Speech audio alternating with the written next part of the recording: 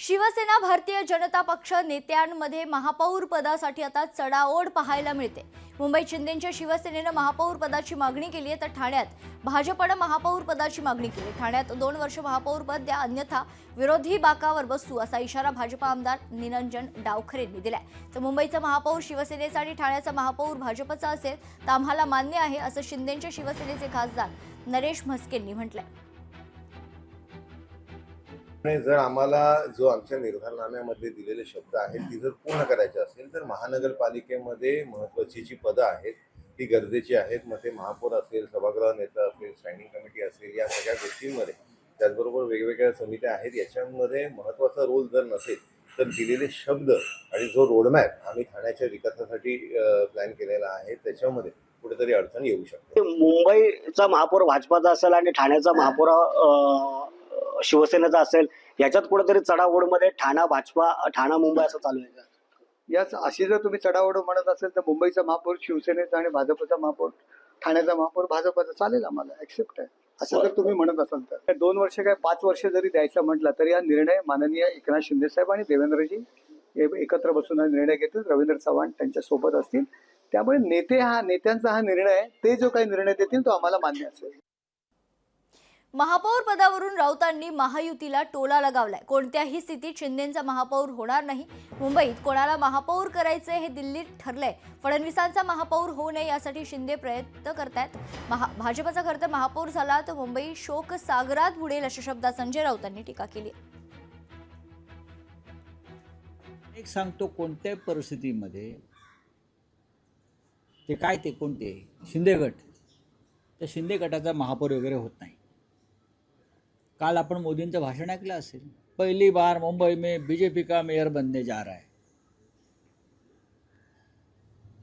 म्हणजे दिल्लीत ठरलेलं आहे की मुंबईत कोणाला बसवायचं, आणि त्याच्यामध्ये फक्त बीजेपी नाही, गौतम अडाणी सुद्धा ठरवणार ना कोणाला बसवायचं ते। या मुंबईला परंपरा आहे बाळासाहेब ठाकरेंच्या शिवसेनेचा महापौर पाहण्याची। भाजपचा महापौर ज्या क्षणी होईल त्या दिवशी मुंबई शोकसागरात बुडेल, कळलं? मुंबई शोकसागरात बुडेल ज्या दिवशी भाजपचा किंवा गद्दारांचा महापौर होईल तेव्हा। त्यांना काय वाटतंय त्यांना? मोरारजी देसाईंनी जेव्हा 106 लोक मारले तो काळा दिवस, आणि भाजपचा महापौर होईल तो दिवस एकच। आज जनाब संजय राऊत यांनी परत एकदा खयाली पुलाव शिजवायला सुरुवात केली आहे की मुंबईमध्ये त्यांचा महापौर होणार।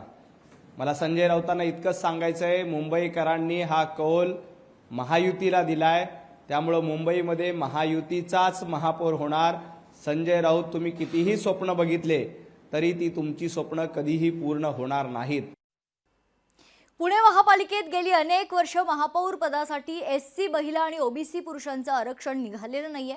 22 जानेवारीला संपूर्ण राज्यात नगरविकास राज्यमंत्र्यांच्या अध्यक्षतेखाली सर्व महापालिकांच्या महापौर पदाची सोडत काढली जाणार आहे। त्यात ओबीसी पुरुष आरक्षण निघण्याची शक्यता जास्त आहे। ओबीसी पुरुष आरक्षण निघाल्यानंतर माजी सभागृह नेते गणेश बिडकर दोघांपैकी एकाची महापौर पदावर वर्णी लागण्याची दाट शक्यता आहे।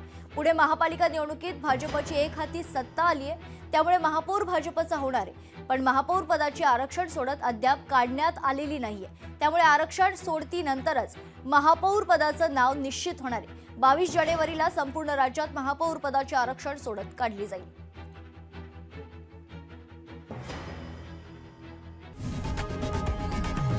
लोकशाही मराठी ऐका, पहा, जागरूक रहा।